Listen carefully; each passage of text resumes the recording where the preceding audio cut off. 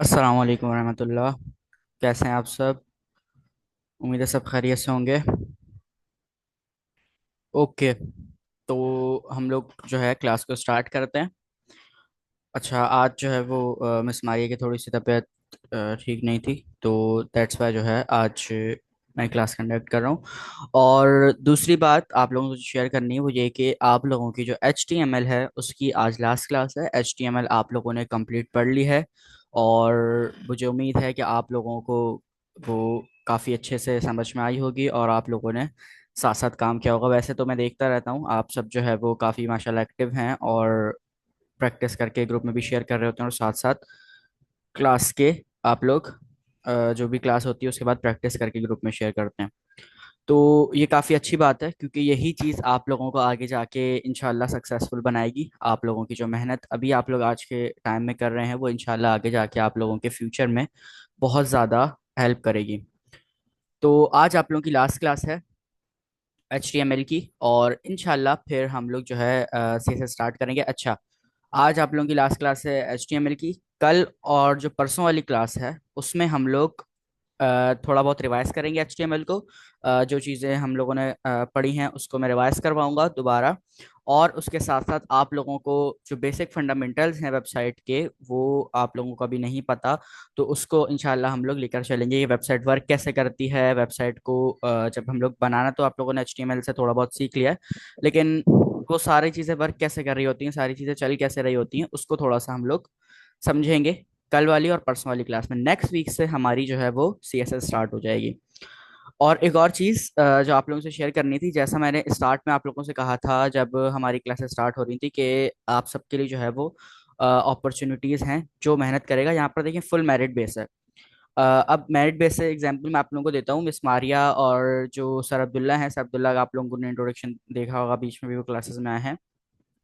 वो दोनों अभी स्टूडेंट हैं मेरे बैच 1 के, बट उन्होंने मेहनत की, उन्होंने प्रैक्टिस की, उन्होंने नए से नए प्रोजेक्ट बनाए, और क्लास से जो हमारा नेक्स्ट क्लास का टॉपिक होता था वो पहले से पढ़ के आते थे, वो पहले से देख के आते थे, उसको समझते थे, चीज़ों को अच्छे से जो है वो, और अपने माइंड में क्लियर करते थे और रिसर्च करते थे और चीज़ों को देखते थे। तो उनको अपॉर्चुनिटी मिली, और आज वो मेरी ही कंपनी में मेरे साथ ही काम कर रहे हैं। इंटरनेशनल हमारे साथ क्लाइंट्स हैं, उनके साथ काम कर रहे हैं। और इससे ये साबित होता है कि यहाँ पर सब मेरिट पे है। अगर आप लोग जो है वो मेहनत करते हैं, आप लोग अपने आप को प्रूफ करते हैं, तो इंशाल्लाह आप लोगों को मैं अपॉर्चुनिटी दूंगा, ये मैं आप लोगों से वादा करता हूँ। जो स्टूडेंट यहाँ पर जो है वो बेस्ट परफॉर्म करेगा और अपनी 100% एफर्ट्स लगाएगा इसके ऊपर, क्योंकि देखें ये सारा जो है अब आने वाला जितना भी आगे का दौर है वो सारा AI का दौर है। और आगे जो एक बहुत बड़ी वेव आने वाली, जैसे हम कहते हैं ना कि एक पूरा एरा चेंज होता है, तो पूरा एक एरा चेंज होने वाला है, और पूरा AI का दौर आने वाला है, सारे रोबोट्स आने वाले हैं, सारी यही चीज़ है। तो ये राइट टाइम है, आप लोगों ने इसको स्टार्ट किया है, आप लोग इस AI की फील्ड में आए हैं। इंशाल्लाह इंशाल्लाह अगर आप लोग इसी तरह चलते रहे तो आप सब आगे जाके कामयाब होंगे, और आप सब जो है बहुत अच्छा रेवेन्यू जनरेट करेंगे इस फील्ड से। तो ये है कि आप सब ने मेहनत करनी है, और जैसा कि कुछ स्टूडेंट्स कर भी रहे हैं, कुछ स्टूडेंट थोड़ा सा पीछे हैं, तो वो मायूस नहीं हो, कोई बात नहीं। जो थोड़ा सा पीछे है, थोड़ा सा लेट हो जाता है काम करने में, कोई मसला नहीं है। लेट करें लेकिन करें ज़रूर। आप थोड़ा थोड़ा करें आप, लेकिन करें ज़रूर, लाजमी इसको लेकर चलें। आई नो सबके जो है वो बिजी शेड्यूल्स होते हैं, बट उसमें से टाइम निकालना है। अगर कोई न्यू स्किल सीखनी है ना आप लोगों ने, तो उसके लिए टाइम निकालना है। तो ये सारी चीज़ें अगर तो आप इनको लेके चलते हैं, इंशाल्लाह जैसा मैंने आप लोगों से वादा किया है, आप सबको आगे अपॉर्चुनिटीज़ मिलेंगी, और काफ़ी सारी अपॉर्चुनिटीज़ हैं आप लोगों के लिए। आगे काफ़ी सारे सरप्राइजेस भी हैं आप लोगों के लिए, तो आप लोग जो है प्रैक्टिस करते रहें। सारा फोकस कोडिंग पर रखें अभी। सिर्फ मैं आप लोगों से कहता हूँ, मुश्किल से 1.5 से 2 साल मेहनत कर लें। इंशाल्लाह आप लोगों की आगे जितनी भी ज़िंदगी, अल्लाह ताला सबको लंबी ज़िंदगी, लेकिन जितनी भी ज़िंदगी है वो आप लोगों की, मैं कहता हूँ, ऐशो आराम से गुजरेगी। अभी मुझे इस फील्ड में आए हुए तकरीबन 1.5 से 2 साल होने वाले हैं, और अल्हम्दुलिल्लाह मैं जो है अब उस लेवल पे नहीं रहा जैसे मैंने स्टार्ट किया था। काफ़ी सारे रिजल्ट्स आए मेरे सामने, काफ़ी अब जो है काफ़ी अल्हम्दुलिल्लाह काफ़ी सारी चीज़ें हैं। मैं इंटरनेशनल क्लाइंट के साथ काम कर रहा हूँ, 2 कंपनीज को ओन कर रहा हूँ, तो ये काफ़ी जो है आई थिंक अचीवमेंट वाली बात है। बट मुझे इससे भी ज़्यादा अचीव करना है। तो ये सारी चीज़ें किससे आई?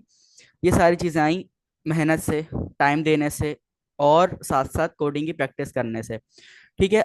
एक और चीज़ मैं आप लोगों से यहाँ शेयर करता हूँ, वो ये है कि आप लोगों की जो प्रोग्रामिंग की जर्नी स्टार्ट होती है ना, वो हेलो वर्ल्ड से, या आप लोगों ने जैसे स्टार्ट में एक पैराग्राफ बनाया, आपने छोटी मोटी वेबसाइट बनाई, उससे नहीं होती। आप लोगों की प्रोग्रामिंग की जर्नी जब स्टार्ट होती है, वो जब होती है जब आप अपने पहला एरर सॉल्व करते हैं।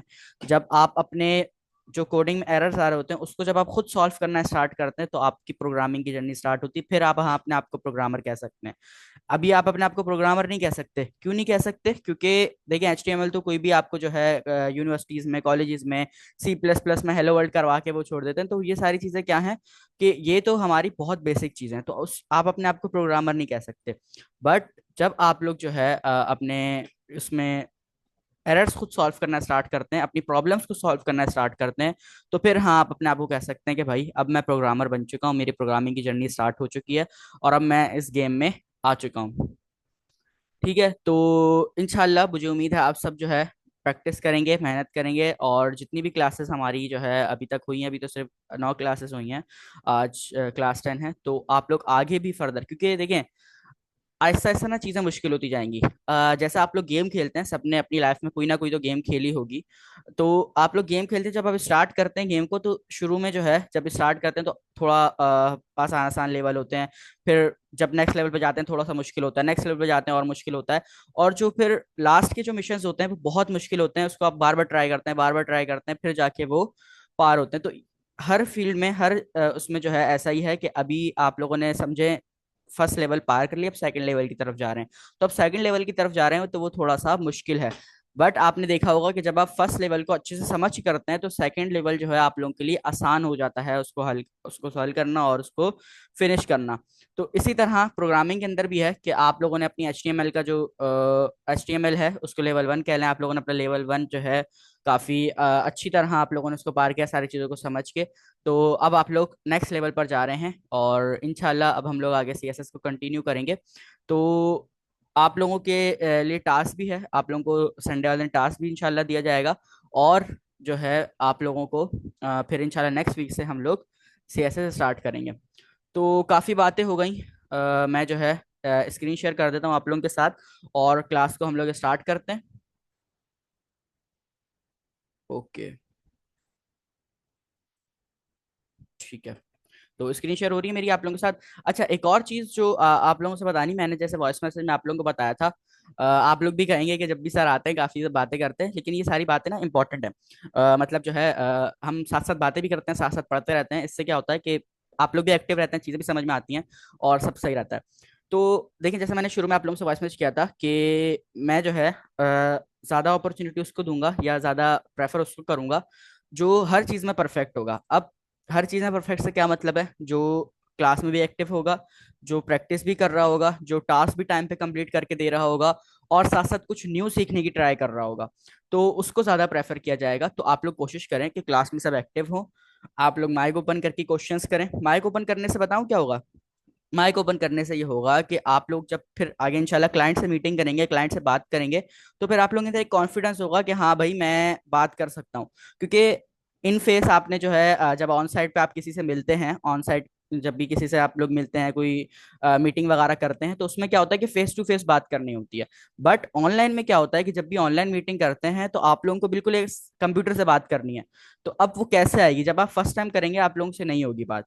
तो इसलिए अपनी प्रैक्टिस बनाएं कि माइक ओपन करके आप लोग आंसर करें, थोड़ा थोड़ा पार्टिसिपेट करें क्लास में, क्वेश्चंस पूछें, क्वेश्चंस के आंसर करें, थोड़ा थोड़ा ऐसे ना अपना कॉन्फिडेंस बिल्ड करना स्टार्ट करें। हर चीज से सीखा करें, जहां पे आप लोगों को अपॉर्चुनिटी मिल रही है उसको अवेल करने की कोशिश करें, हर चीज को अचीव करने की कोशिश करें। इससे जो है आप लोगों की कम्युनिकेशन स्किल बहुत ज़्यादा इंप्रूव होगी जब आप क्लास में पार्टिसिपेट करेंगे, और क्लास में आप लोग जो है एक्टिव रहेंगे। तो इससे जो है आप लोगों की कम्युनिकेशन स्किल बिल्ड होगी, और दूसरा कॉन्फिडेंस बिल्ड होगा कि जब आप फिर इंशाल्लाह के क्लाइंट से मीटिंग करेंगे, तो फिर आप कंप्यूटर को देखते हुए भी आप बात करेंगे, तो आप लोगों को नॉर्मल लगेगा, आप लोगों को कोई प्रॉब्लम फेस करने को नहीं आएगी। तो ये सारी चीज़ें जिसका जो है आप लोग यूज़ करके अपनी कम्युनिकेशन स्किल और आप लोग अपना कॉन्फिडेंस बिल्ड कर सकते हैं। तो कोशिश क्या करें कि जो अपॉर्चुनिटी मिले उसको आप लोग लाजमी अवेल करें। अच्छा, मैंने यहाँ पे क्लास 10 का फोल्डर बना लिया है, और इसको मैं राइट क्लिक करके ओपन विथ कोड कर लेता हूँ। ठीक है, जैसा मैंने आप लोगों को बताया आज हमारी लास्ट क्लास है, और जो आज का टॉपिक है वो काफ़ी इम्पोर्टेंट टॉपिक है, क्योंकि हमारा जो है लास्ट टॉपिक है HTML का, तो आज हम वो सारी चीज़ें कवर करेंगे जो हमारी HTML में रह गई हैं। अच्छा, ठीक है। तो जल्दी से मुझे बताएं कि मैंने यहाँ पे लिखा मेन, अब मुझे इसके आगे कौन सी एक्सटेंशन लिखूँ। अच्छा, जिसका मैं नाम कॉल कर रहा हूँ HTML। ना, एक मिनट, जिसका मैं नाम कॉल करूँ ना वो बताए, क्योंकि मेरे पास कुछ रिपोर्ट आई थी, मैंने भी देखा था कि कुछ स्टूडेंट्स जो है वो एक्टिव नहीं रहते। अच्छा फरदान, आप माइक ओपन करके बताएंगे कि मुझे जो है यहाँ पे फाइल बनानी है HTML की, तो मैं यहाँ पर कैसे फाइल बनाऊंगा। main.html लिख के। Main dot H T M L, जबरदस्त। ठीक है, मैं main dot H T M L की फाइल क्रिएट हो जाएगी। ओके, अच्छा। ये जूम के कंट्रोल में हटा रहा हूँ, तो कोई भी अगर मैसेज करे तो साथ माइक ओपन करके बताए, तो माइक ओपन करके कर ले। अच्छा, जब तक ये फाइल बन रही है, असल में जो है थोड़ा सा अभी मैं सिस्टम पे काम कर रहा था, तो मैंने अभी सेकंड मॉनिटर ओपन किया है अपना, तो दैट्स वाई जो है ये थोड़ा सा टाइम ले रहा है। खैर वो कोई मसला नहीं, जब तक ये हमारी HTML की फाइल बन रही है। अच्छा ठीक है, बन गई। तो हम जो है थोड़ी सी चीज़ों को डिस्कस करते हैं। ठीक है, डिस्कस किस हवाले से करते हैं कि हमारी जो बेसिक वेबसाइट है वो किस तरह से वर्क करती है। आप लोगों ने टैग्स पढ़े होंगे, सिमेंटिक HTML और नॉन सिमेंटिक HTML। ठीक है, तो मुझे कौन बताएगा कि हमारे जो है जो सिमेंटिक HTML होता है वो क्या होता है। अगर आज क्लास का टॉपिक रह भी जाता है तो कोई मसला नहीं है, चीज़ों को आप लोगों को समझ में आना चाहिए, कवर होनी चाहिए, सारी चीज़ें माइंड में होनी चाहिए। तो हम लोग आज के जो टॉपिक है वो कल कवर कर लेंगे, हमारे पास ये 3 दिन है HTML को प्रॉपर खत्म करने के लिए। तो हम जो है साथ साथ रिवाइज भी करते रहते हैं पिछला, और चीज़ों को समझते भी रहते हैं। ठीक है, तो मुझे कौन बताएगा कि सिमेंटिक HTML क्या होता है। अच्छा, टाइप नहीं करना, कोई बात नहीं। देखिए, गलत बताएं, हम सब यहाँ पे सीखने के लिए बैठे हुए हैं। एक बात बताऊं, मैं भी यहाँ पे सीख रहा हूँ, आप लोगों को मैं पढ़ा रहा हूँ, मैं आप लोगों से सीख रहा हूँ। तो आप लोग ये नहीं समझें कि जो है यहाँ पर कोई भी आप लोगों से बेहतर है, या अगर आप बोलेंगे गलत बोलेंगे तो आप लोगों की बेइज्जती हो जाएगी, कोई मसला नहीं है। हम सब एक दूसरे से सीख रहे हैं। तो जी, कौन बताना चाह रहा है, किसी ने माइक ओपन किया है। सिमेंटिक एचटीएमएल जो होता है वो प्रॉपर एक वे होती है जिसमें हेडर फुटर तमाम चीजें मतलब उसके मुताबिक हम उसमें फिल कर रहे होते हैं, मतलब उसमें हेडर भी देते हैं, फुटर भी देते हैं, तमाम चीजें कर। सही है, जबरदस्त, ठीक है। ओके, और कुछ कुछ ऐड करना चाहेगा इसमें। सिमेंटिक एचटीएमएल हमारे पास वो टैग्स होते हैं जो कि हम मतलब प्रॉपर अपनी जब कोई वेबसाइट या कुछ ऐसी फाइल डिजाइन कर रहे हैं तो उसमें प्रॉपर हेडर और फुटर जब हम ऐड करते हैं ना तो उसके लिए हम ये वाले टैग्स यूज करते हैं। ठीक है, सही है। और कोई ऐड करना चाह रहा है। ठीक है, ओके। ये तो होगा सेमेंटिक HTML। अच्छा, आप लोग पहले नॉन सेमेंटिक बताएं, फिर मैं इसमें ऐड करता हूँ। अच्छा, आप लोगों को ये पता है कि ये ज़रूरी क्यों होते हैं। आप लोगों ने मुझसे क्वेश्चन किया होगा, आई थिंक सो, या अगर नहीं किया तो आप लोगों के माइंड में एक क्वेश्चन होगा कि हम सिमेंटिक HTML यूज़ क्यों करते हैं, क्योंकि नॉन सिमेंटिक HTML जब हम यूज़ करते हैं तो उससे भी काम हो रहा होता है हमारा। तो ऐसा क्या मजबूरी आती है हमारी, या क्या फ़ायदा है सिमेंटिक HTML को यूज़ करने का, जो हम सिमेंटिक HTML को प्रेफर करते हैं और उसको हम लोग यूज़ करते हैं।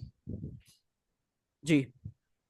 जब हम सिमेंटिक एचटीएमएल का यूज करते हैं तो जो हमारी SEO सर्च इंजन ऑप्टिमाइजेशन, तो वो आपकी वेबसाइट को सबसे टॉप पे जो प्रेजेंट करती है। जबरदस्त, अगर हम जबरदस्त। जो यूज करते हैं तो फिर वेबसाइट सेकंड नंबर पे या थर्ड नंबर पे प्रेजेंट होती है। ओके, ठीक है, जबरदस्त, यही आंसर चाह रहा था मैं। ओके, तो जैसा यहाँ पे थोड़ी सी बात हुई है अब सर्च इंजन ऑप्टिमाइजेशन की, तो इसको थोड़ा सा समझते हैं। और ये है कि साथ साथ मैं नोट भी कर रहा हूँ सारी चीज़ों को। और जैसा मैंने आप लोगों को बताया था कि आप लोगों की अटेंडेंस का जो है वो अटेंडेंस भी नोट होती है, तो आप सबकी अटेंडेंस भी नोट हो रही होती है। जो आप लोग यूज़ कर रहे हो, डेली आ रहे होते हैं, वो सारी आप लोगों की अटेंडेंस यूज़ हो रही है। तो अभी जो है हमारे साथ, ठीक है, 6 स्टूडेंट्स से 4 लोग। Okay, no issue. अच्छा, तो अभी हमारी जो है सर्च इंजन ऑप्टिमाइजेशन की थोड़ी बहुत बात हुई, तो उसको और मजीद डिस्कस करते हैं कि ये होता क्या है। मैं अगर आऊँ क्रोम पर, मेरी स्क्रीन आप लोगों को आई होप शेयर हो रही होगी। मैं अगर आऊँ क्रोम पर, मैं मीटिंग कंट्रोल हाइड कर देता हूँ। मैं क्रोम पे आया, मैं सिंपली यहाँ पे सर्च करता हूँ W3 स्कूल्स। ठीक है, W3 स्कूल्स अब क्या है, आई थिंक सबको पता होगा। अगर किसी को नहीं पता, ट्यूटोरियल्स वहां से आप देख सकते हैं और काफी चीजें समझ सकते हैं। तो मैंने जैसे ही यहाँ पे W3 स्कूल लिखा, या मैंने तो चले इसको नाम से कॉल कर लिया था, मैं यहाँ पर लिखता हूँ कोडिंग। ठीक है, मैंने सिर्फ लिखा कोडिंग, या मैं लिखता हूँ वेबसाइट। ठीक है, मैंने जैसे यहाँ पर वेबसाइट लिखा, तो मेरे पास देखें, मैं नीचे आता हूँ, नीचे आया, नीचे कितने यहाँ पर देखें, अगर यहाँ पर शो हो रहा होगा कि इसने कितने सेकंड्स बनाया। ओके, गूगल असल में जो है ये वेबसाइट को खुद बता रहा है, तो हम कुछ और सर्च कर लेते हैं, यहाँ पर हम गिटहब सर्च कर लेते हैं। मैंने यहाँ पे गिटहब सर्च किया तो मेरे पास देखें यहाँ पर सबसे पहले तो गिटहब की वेबसाइट आई, उसके बाद नीचे काफी सारी जो है वेबसाइट्स आ रही हैं कि हाँ भाई ये भी गिटहब से रिलेट करती है, भी गिटहब से रिलेट करती है, भी गिटहब से रिलेट करती है। अब आप लोग शुरू से अपनी कोई ना कोई वेबसाइट बनाते आ रहे हैं। आप लोगों को एक टास्क मिला था जिसमें आप लोगों ने वेबसाइट बनाई थी, किसी ने टी शर्ट डिजाइनर की बनाई, किसी ने जो है अपना ई कॉमर्स की वेबसाइट बनाई। तो इसी तरह जो है काफी सारे स्टूडेंट ने अलग अलग तरह की वेबसाइट्स बनाई। अब आपने अपनी एक वेबसाइट बना ली, मिसाल के तौर पर मैं बोलता हूँ वो हमारी ई लर्निंग वेबसाइट थी जहाँ से जो है हम आके कोडिंग वगैरह सीख सकते हैं। अब मैंने वो वेबसाइट बना ली। अब मैंने उसको क्या किया, वेबसाइट बन गई, मेरा पूरा प्रॉपर कोडिंग तैयार हो गई मेरे पास, मेरे सिस्टम में सही चल रही है। अब मुझे उसको डिप्लॉय करना है गूगल के ऊपर। हम क्रोम यूज कर रहे हैं तो हम गूगल को ही प्रेफर करते हैं, हम गूगल का यूज करते हैं बोलने में। मैंने क्या किया, मैंने जो है उसको गूगल के ऊपर डिप्लॉय कर दिया, मेरी जो वेबसाइट बनी हुई थी ई लर्निंग की। ठीक है, मैंने उसको गूगल पे डिप्लॉय कर दिया। अब जब मैं उसको गूगल पे सर्च कर रहा हूँ, मिसाल के तौर पे मेरी वेबसाइट का नाम है कोडेटिव, ठीक है, और ये है वैसे सच में हमारी वेबसाइट है, ई लर्निंग वेबसाइट है, आप जाके चेक भी कर सकते हैं। खैर, मैंने सर्च किया कोडिएटिव। अब जैसे ही मैंने इसको सर्च किया, मेरी कोडिएटिव की नाम से एक वेबसाइट थी, मैंने उसको गूगल पे डिप्लॉय किया था। अब जैसे ही मैंने इसको गूगल पे डिप्लॉय किया तो आप देखें यहाँ पर ये सबसे फर्स्ट पर आ रही है। अब ये सबसे फर्स्ट पर कैसे आ रही है, कोडिएटिव के नाम से तो बहुत सारी वेबसाइट है, कोडिनेटिव कोडिएटिव, ये देखें कोडिएटिव, इसकी तरह की बहुत सारी वेबसाइट है, बट ये फर्स्ट पे कैसे आ रही है? ये फर्स्ट पर आ रही है हमारे सर्च इंजन ऑप्टिमाइजेशन से, जिसकी शॉर्ट फॉर्म है SEO। ठीक है, इसकी शॉर्ट फॉर्म क्या है? SEO। ठीक है, अब जब भी आप लोगों के सामने एसईओ का वर्ड आए तो घबराइएगा नहीं, अब आप लोग थोड़ा बहुत एसईओ के बारे में जानते हैं। तो जब आपने यहाँ पर जो है एसईओ को थोड़ा समझते हैं पहले कि आपकी वेबसाइट रैंक नंबर 1 पे कैसे है। अब मैंने यहाँ पे कोडिएटिव सर्च किया जो हमारी लर्निंग वेबसाइट है, तो ये सबसे ऊपर कैसे आई?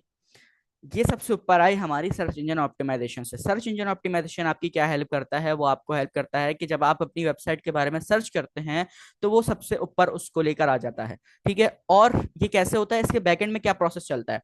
अब बैकएंड में ये प्रोसेस चलता है कि अगर मैं यहाँ पे राइट क्लिक करूँ, राइट क्लिक करने के बाद जब मैं इंस्पेक्ट के ऊपर क्लिक करता हूँ, आई थिंक सो आप लोगों ने पहले भी इसको यूज किया होगा, लेकिन अगर किसी ने नहीं किया तो मैं बता देता हूँ मैंने कैसे किया है। मैंने सिंपल यहाँ पे ब्लैक स्क्रीन पे हूँ, मैं राइट क्लिक करूंगा तो मेरे पास जो है ये इस तरह से प्रॉपर खुल जाएगा, एक पॉपअप आएगा, और इसका जो लास्ट ऑप्शन है इस पर आप लोगों को लिखा हुआ नजर आ रहा होगा इंस्पेक्ट।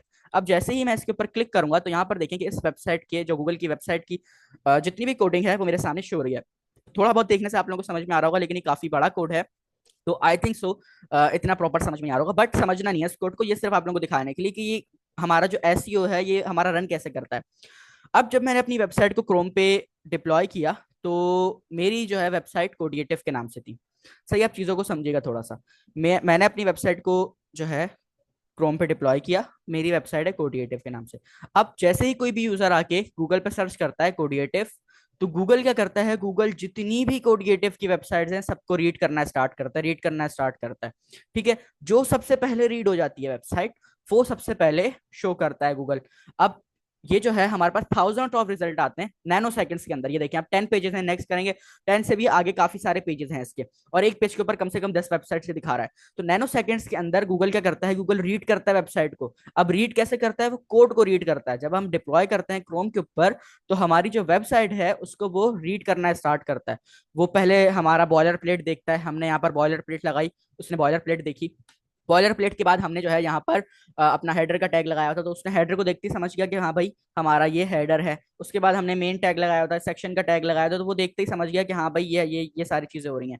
लेकिन अगर हम यहाँ पे, ये हमारी क्या थी, हमारी सिमेंटिक एचटीएमएल थी कि हम हेडर लगा रहे हैं, हम फुटर लगा रहे हैं, हम मेन टैग लगा रहे हैं, और उस टैग को उसी से हम रिलेट करवा रहे हैं। तो ये हमारी सिमेंटिक एचटीएमएल थी। तो अगर हम लोग सिमेंटिक एचटीएमएल यूज नहीं करते, हम यहाँ पे डिव लिखते, हम यहाँ पर जो है अपना पैराग्राफ हेडिंग वगैरह से काम चलाते, तो क्या होता कि क्रोम को, वेबसाइट को रीड करने में काफी ज्यादा टाइम लगता। ठीक है, जैसा मैंने बताया कि जब हम सर्च करते हैं, कुछ भी सर्च करते हैं क्रोम के ऊपर, तो क्या करता है गूगल जो है वो सारी जितनी भी वेबसाइट उस नाम से होती हैं उसको रीड करना स्टार्ट करता है, पूरी पूरी वेबसाइट को। ठीक है, रीड करना स्टार्ट करते हैं, और ये सारा डायनामिकली होता है, स्टैटिकली नहीं होता, डायनामिकली होता है। डायनामिकली इसको कहते हैं कि ऑटोमेटिक होता है, आप ऑटोमेटिक से समझ लें, वैसे डायनामिकली का काफी अलग मीनिंग है, उसको आगे जाके हम देखेंगे।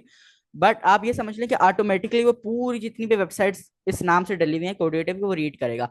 और जिस वेबसाइट के अंदर सबसे अच्छी कोडिंग हुई होगी, सबसे अच्छी कोडिंग से क्या मुराद है, वो ये तो नहीं देखेगा, सबको कंपेयर नहीं करेगा आपस में, वो ये देखेगा कि भाई हाँ अब इसका हेडर टैग लगा हुआ है, हेडर टैग लगा हुआ है, इसके बाद इसके अंदर हेडर ही होगा, बेशक यहाँ पे 10 लाइनों का कोड हो या 4 लाइनों का कोड हो, वो पूरा कोड नहीं पड़ेगा। उसने देखा हाँ भाई हेडर टैग लगा हुआ है, इसका मतलब यहाँ पर हेडर के रिलेटेड, हेडिंग से रिलेटेड कोई ना कोई बात हो रही है।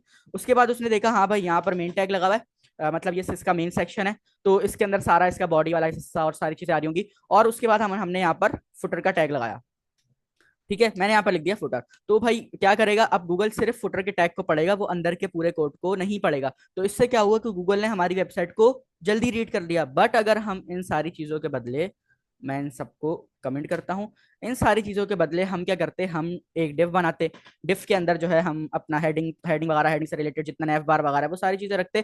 तो फिर क्या करता गूगल, फिर हमारा गूगल पहले डिव को पढ़ता, कहता है भाई डिव क्या है, डिव के अंदर तो कुछ भी हो सकता है, डिव तो एक कंटेनर है, डिव के अंदर तो हम कुछ भी स्टोर कर सकते हैं। तो वो क्या करेगा, फिर डिफ के अंदर की जितनी भी चीजें हैं वो उसको भी रीड करेगा। जैसे हमारे डिफ के अंदर जो है हमारी 4-5 पैराग्राफ आ गई, सारी लाइंस आ गई, तो उससे वो क्या करेगा कि वो इस सबको जो है वो रीड करेगा। तो इससे क्या होगा कि टाइम ज्यादा लगेगा, गूगल को रीड करने में टाइम ज्यादा लगेगा। तो जब उसको टाइम ज्यादा लगेगा तो फिर क्या होगा कि हमारी वेबसाइट की जो परफॉर्मेंस है वो डाउन हो जाएगी, और जिस वेबसाइट को रीड करने में गूगल को ज्यादा टाइम लगेगा वो उसको नीचे ले जाएगा। जाहिर है जो सबसे पहले रीड होगी वो सबसे पहले शो होगी, जो सब उससे लेट उससे लेट उससे लेट, तो फिर वो उससे नीचे आती रहेगी। तो ये हमारा होता है एसईओ, जिसको हम लोग कहते हैं सर्च इंजन ऑप्टिमाइजेशन। ठीक है, तो मुझे उम्मीद है कि आप लोगों को सर्च इंजन ऑप्टिमाइजेशन काफी अच्छे समझ में आ गया होगा।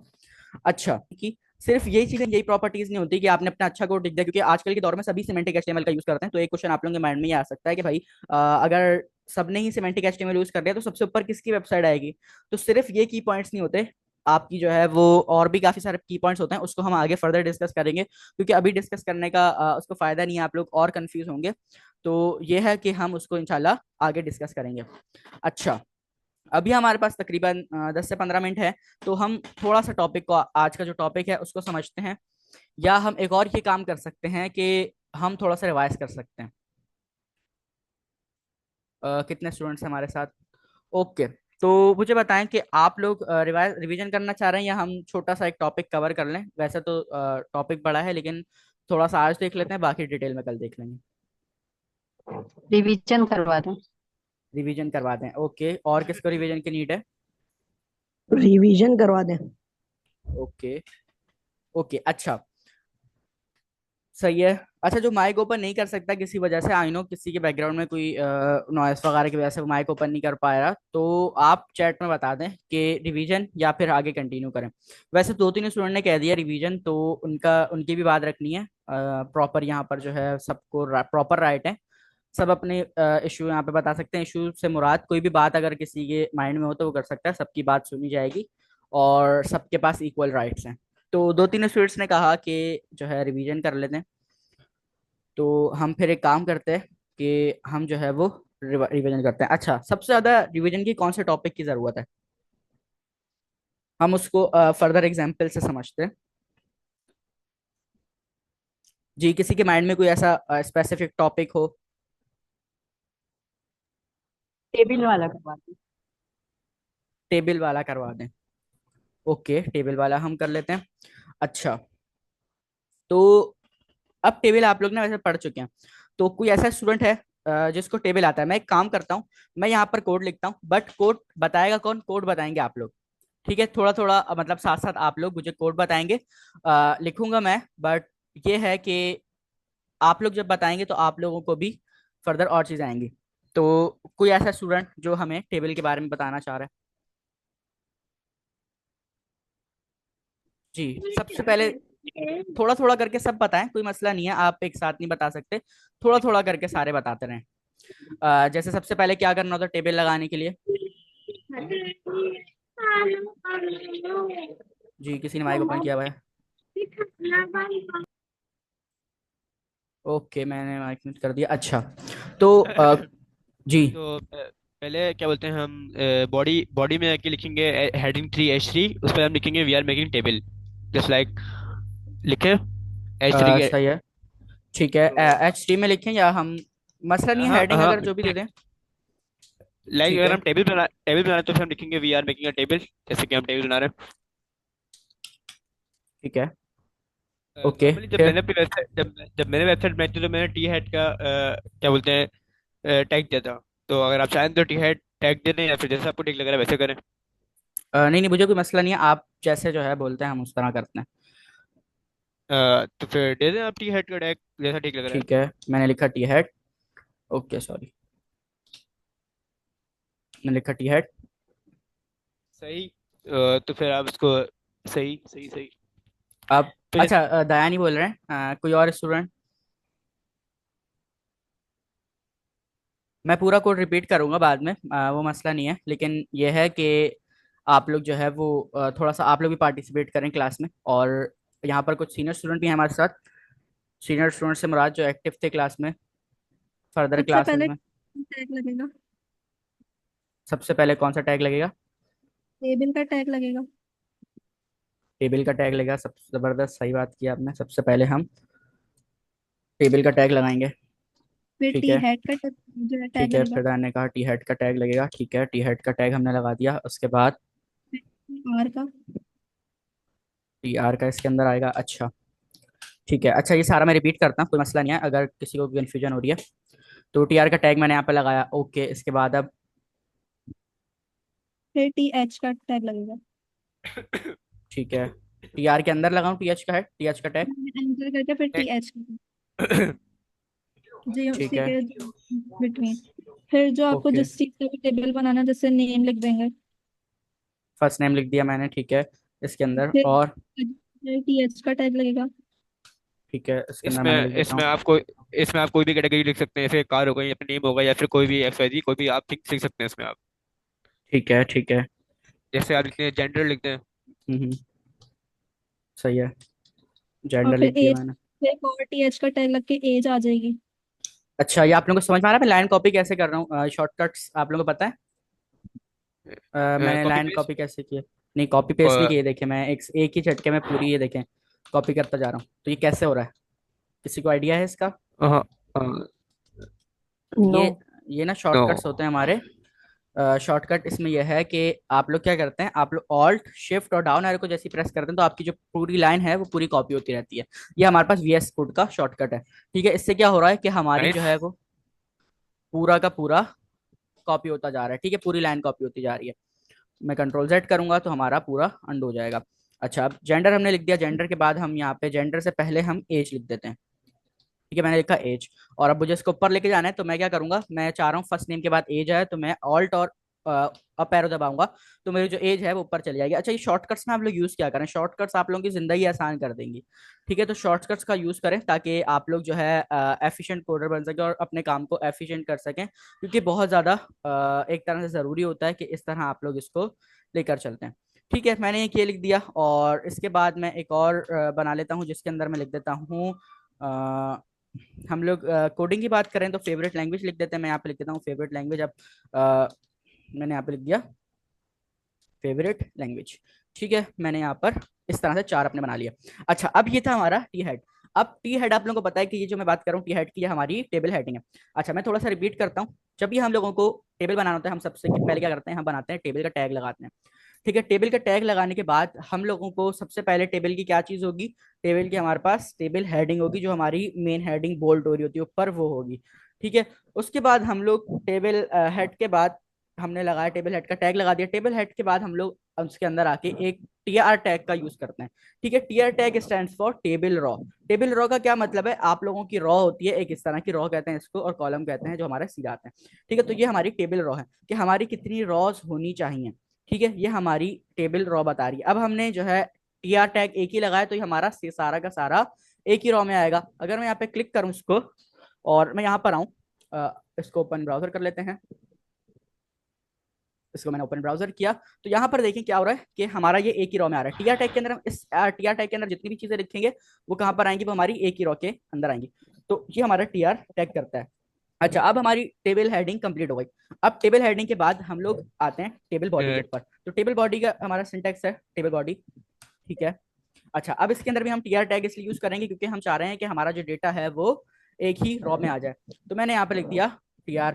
अच्छा, अब सबसे पहले ऊपर चीज देखिए हमारी क्या है। अब आपने साथ साथ इमेजिन भी करते रहा करें, जब आप कोडिंग कर रहे हो ना साथ साथ इमेजिन करें। अब आपने आपने एक टेबल बनाया, कॉपी पेंसिल को इमेजिन करें, आपने लाइन खींची दो, जैसे हम पेपर पे पकड़ते हैं, लाइन खींची स्केल से, और ऊपर हमने सबसे पहले कॉलम में लिख दिया फर्स्ट नेम, दूसरे कॉलम में लिख दिया एज, थर्ड कॉलम में लिख दिया हमने फेवरेट लैंग्वेज, और चौथे कॉलम में हमने क्या लिख दिया, जेंडर। अब हेडिंग तो एक दफा ही देते हैं ना आप लोग, फर्स्ट नेम बार बार आप फर्स्ट नेम तो नहीं लिखेंगे। अब फर्स्ट नेम के नीचे आप चीजें लिखेंगे, जो फर्स्ट नेम का कॉलम आपने लाइन खींच के बनाया था उसके नीचे आप सबके फर्स्ट नेम लिखेंगे।